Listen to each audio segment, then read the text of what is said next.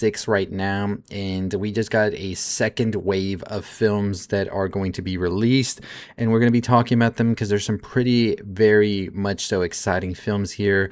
It is laundry day. Ignore what's going on back there. You know, it's laundry day. But let's talk about it. So we've already did a video on the first wave lineup and the movies we're excited for. There's a ton of movies on here, and I'm going to be doing a video where I break down all of the movies that we're premiering.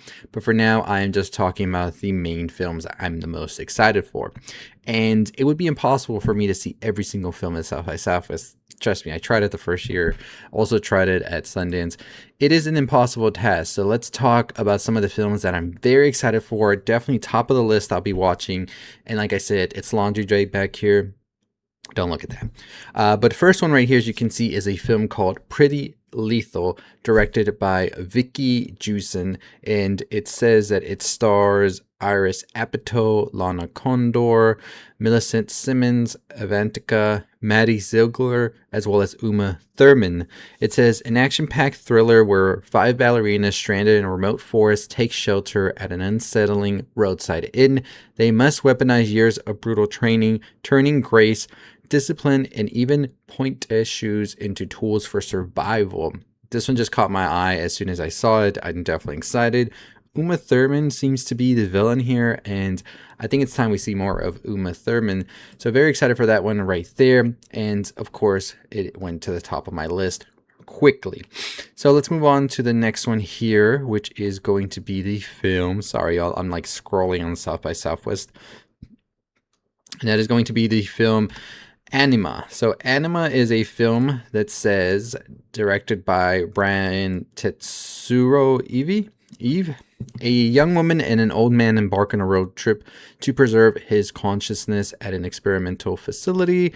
It has Sydney Chandler in it, as well as Takahiro Hira. Looks interesting. I think that Sydney Chandler is a pretty great actress from the recent Alien TV show. So I'm definitely on board to see what this will be for sure. So definitely excited for that. So let's move on to the next film on here, which is going to be the film Beast Race, or Corrida de los Bichos. And honestly, I don't know what the hell's going on here, but this just looks insane. Directed by Ernesto Solis Rodrigo Pesavento. And it says that we also have Rodrigo Likes as a screenwriter alongside Ernesto Solis and a bunch of other people here, Fernando Mireles, as well as a director. So 3 directors, I believe, if I'm saying that correctly here. This is what it seems like, 3 directors. So we'll see how this one comes out. It comes from Brazil. In the ruins of a dystopian Rio de Janeiro, a city fractured by class conflict and addicted to blood sport, a resistance leader is forced to enter a violent high-stakes race to save his sister from a fate worse than death. So it looks interesting, and I'm definitely on board with this one. So we'll see. But Beast Race, or La Carrera de los Bichos.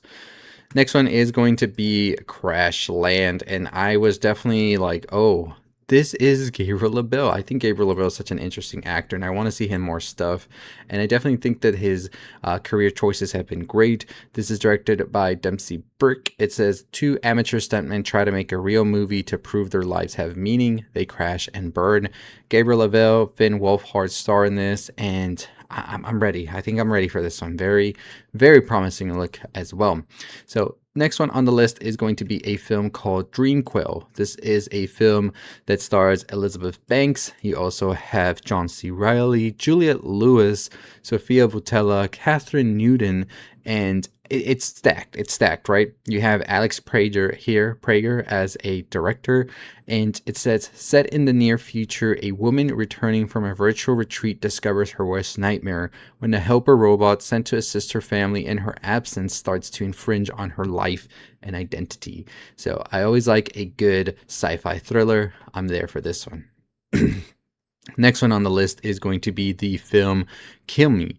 This is directed by Peter Warren, and it stars Charlie Day. You also have Allison Williams, and I was like, OBS was not cooperating right now, y'all. You also have Giancarlo Esposito in this, and it says Jimmy didn't try to kill himself, or at least he's pretty sure he didn't. With the help of a reluctant 911 operator, he sets out on a darkly comedic adventure amateur investigation to solve whether he is being stalked by a killer or chasing himself. Looks interesting. Definitely caught my eye, this image right here. Next one is going to be a film that I missed at TIFF, and I wanted to watch it, but it was just like, TIFF was a mess for me this year. Directed by Ben Wheatley, and it stars here Bob Odenkirk and Henry Winkler. It says, I lost my train of thought here. It says a sheriff is against. Okay, an exposure of a small town's sordid secret sparks a rip-roaring firefight.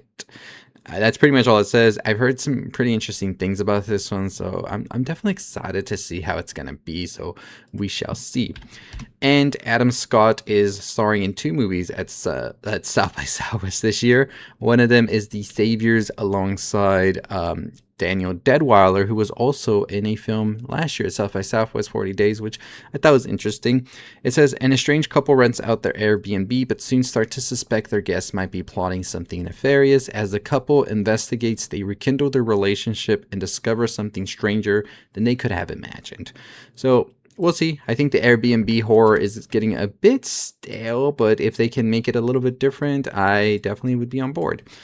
Next film is going to be Sparks. This stars Elsie Fisher, and I've been meaning to see more Elsie Fisher and stuff, so I'm excited about that. Directed by Fergus Campbell. Urban legend has it that a Nevada reservoir is a time portal, the tease of which is enough to keep life exciting for the crop. An aimless but spirited group of teenage best friends until Cleo moves to town, hell-bent on reaching 1960s Paris. I don't know how I read that. I think I read that wrong. That did not make any sense. Let me reread it again. Urban legend has it that a Nevada reservoir is a time portal, the tease of which is enough to keep life exciting for the crop. An aimless but spirited group of teenage best friends, until Cleo moves to town, hell-bent on reaching 1960s Paris. I hope that made more sense. I understand now what it's about. And, I'm excited. It looks interesting. There's an interesting premise. I'm always on board for these right here. The other Adam Scott movie, and one of my most anticipated horrors of the year as well, is going to be this one right here, which is called Hokum. And I saw the teaser for this. It looks incredibly scary. Damian McCarthy is directing. You also have Roy Lee as producer, so I'm always on board with Roy Lee. Adam Scott starring, and it says, when novelist Bauman retreats to a remote inn to scatter his parents' ashes, he is consumed by tales of a witch haunting the honeymoon suite. Disturbing visions and a shocking disappearance forces him to confront dark corners of his past. So definitely interested to see what this one's going to be about. That trailer is pretty creepy. Next one up is Buddy. Buddy just premiered at Sundance to rave reviews, directed by Casper Kelly, who is a director that just recently did the VHS Halloween Fun Size segment, as well as Your Pretty Face is Going to Hell, the Scooby-Doo Project. So it says, a brave girl and her friends must escape a kid's television show. You have Kristen Milioti starring, Topher Grace, Keegan-Michael Key, Michael Shannon, Patton Oswalt, and Delaney Quinn. So it looks good, looks pretty promising as well.